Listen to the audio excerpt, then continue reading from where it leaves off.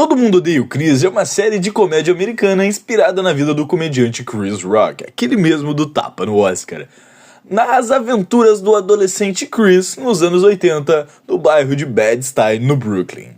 Everybody Hates Chris conta com 88 episódios divididos em 4 temporadas, com 22 episódios em cada uma delas. Produzido e veiculado nos Estados Unidos entre os anos 2005 e 2009 pelos canais da Paramount, Nickelodeon e TCW. No Brasil, primeiramente foi transmitido legendado na televisão por assinatura, no canal da Sony. Porém, desde 1º de outubro de 2006, ele é difundido dublado pela TV Record. Vamos esclarecer uma coisa. Marcos Mion, todo mundo segue. Sabrina Sato, todo mundo like. E para ele, os haters. Xuxa Meneghel arrebenta na hashtag. Rodrigo Faro arrebenta nos views. E para ele, haters. Eu tive medo que o sistema já tivesse oprimido você. Na TV ou na internet, não importa. Assim não dá. Todo mundo odeia o Chris. Esse alguém é você. Novo evento domingo, 9 da manhã, na Rede Record Oficial. Também passando a ser exibido posteriormente no Comedy Central e na TNT. Mas e a dublagem? Bom, a dublagem da série foi feita no Rio de Janeiro, e a primeira temporada foi dublada na VTI. Com direção de Célia Guimarães, na época foram chamados vários dubladores mirins para dar voz aos personagens, e o primeiro elenco da série ficou Renata Alcântara como Chris, Ricardinho como Drew, Bianca Salgueiro como Tônia, Diogo Ferreira como Greg, Luciano Monteiro e Abreu fizeram o Caruso dentro dessa primeira temporada. Porém, tinha um pequeno detalhe: todos esses dubladores eram menores de idade para corresponder à idade dos atores que estavam fazendo a série. Mas para a segunda temporada, muita coisa teve que mudar. Rodrigo Antas, dublador do Bart Simpson e do Jake Peralta em Brooklyn Nine-Nine, fez uma entrevista em 2012 para o blog Nossa Versão, onde ele fala sobre assumir o Drew. Abre aspas, essa troca ocorreu por questões jurídicas. A VTI teve uns problemas com menores de idade e preferiu substituí-los e colocar os maiores de idade para dublar Chris, Drew, Tônia e os demais. Bom, o que confirma que tiveram que trocar para atores maiores de idade para fazer os personagens da série. Com isso, o elenco mudou. E o novo elenco que se formou foi Bruno Pontes como Chris, Rodrigo Antas como Drew, Ana Lúcia Menezes como Tônia, Eric Bugler como Greg, Marcos Júnior como Caruso. Bom, e essa foi a última produção do estúdio VTI antes de fechar as suas portas em 2008. Com isso, os novos episódios chegaram e passaram a ser dublados na Art Sound e Sérgio Moreno Filmes, até o fim. Nesse período, a única troca notável dentro dos personagens foi Fernanda Crispim, que assumiu a voz da Tônia. Mas os anos se passaram e nessa semana estreou na Paramount a série Todo Mundo Ainda Odeia o Chris, a continuação da série feita em animação. A dublagem dessa vez foi feita no estúdio IDF em São Paulo, com direção de Bruna Rafaela, Fernanda Keller e Léo Caldas. Bom, apesar da dublagem ser feita em outro estado, com a dublagem remota eles conseguiram manter todo o elenco. E apenas algumas trocas pontuais ocorreram, todas por motivos inevitáveis. Renata Alcântara e Bruno Pontes, as duas vozes que acabaram fazendo o Chris na série, já largaram a dublagem, então ambos os dois não puderam retornar, então tiveram que escolher uma nova voz para o nosso querido Chris, que nessa altura do campeonato passou a ser dublado por Pedro Alcântara. Enquanto a diretora Morello, o Sr. Omar, o Golpe Baixo e o Tio Mike trocaram de voz, pois seus dubladores originais já não estão mais entre nós, tornando inevitável a troca.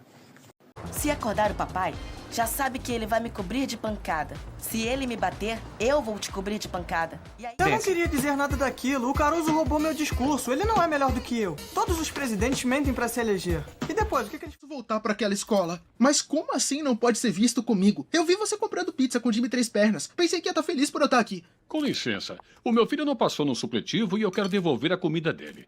Ele só comeu 4 centavos de batata frita. Estamos usando... Você sabe como é difícil não passar no supletivo? Meu tio não sabe ver as horas e ele já passou 2 vezes. Eu disse pra ela parar.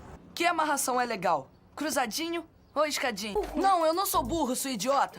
Eu não acredito que é assim que você vai pra escola. Minhas amigas do dojo me ofereceram carona, então... Isso quer dizer... E se eu quiser ir no banheiro? Aquele banheiro é um nojo.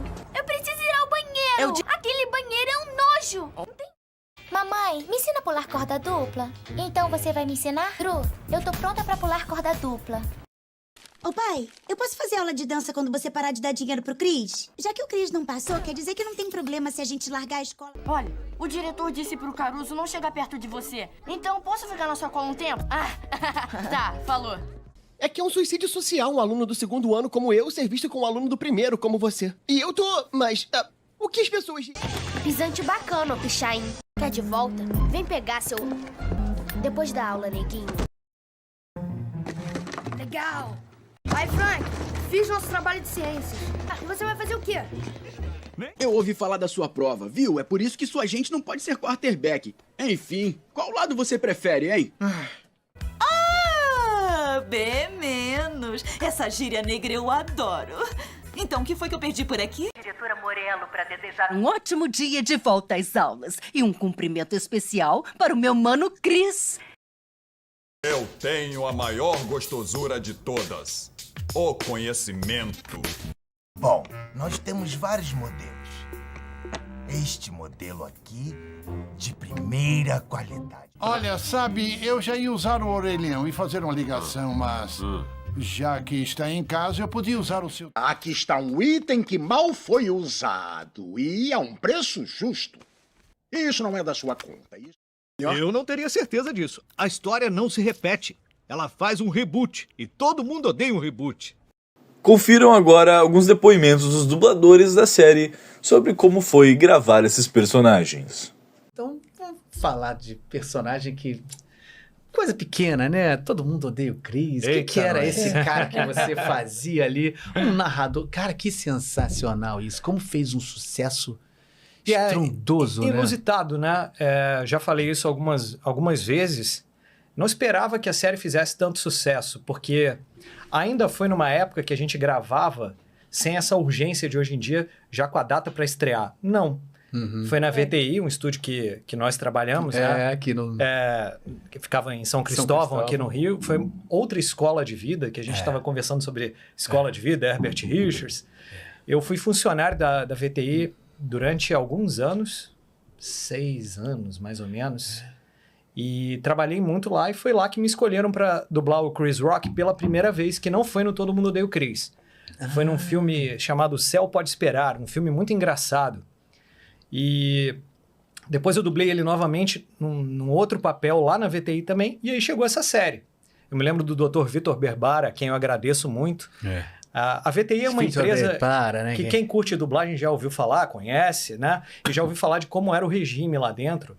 Ela tinha umas regras rígidas, mas assim, ela era muito boa também. E era uma coisa que trabalhava só com gente contratado, também era legal isso. Sim, e pagamento religioso, muito organizada, dava oportunidades, era um estúdio bem interessante. Eu aprendi muito lá.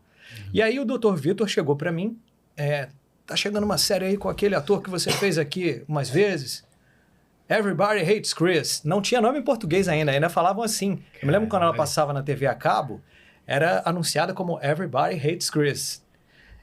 Acho que na Sony até, ou AXN, não lembro. É mesmo? Tinha, não sabia disso. Mas não era muito falado ainda. E aí a gente começou a dublar, dublei a primeira temporada e a segunda, com a Célia Guimarães dirigindo. Eu adorei a série, porque ela é muito engraçada, né? E ela se passa... E essa narrativa ali, aquela... É muito legal. E ela se passa em que década? Na década de 80, que eu sou apaixonado. E cada episódio tinha, assim, umas 2 ou 3 músicas da época. E aí eu fui curtindo pra caramba, cheio de referências. E a série não estreava dublada. Até que algum tempo se passou, a gente dublou as 2 primeiras temporadas lá na VTI. A VTI fechou. E acho que estreou na Record. Algum tempo depois, uns 2, 3 anos, se eu não estiver enganado. Aí, olha que engraçado que começou a acontecer.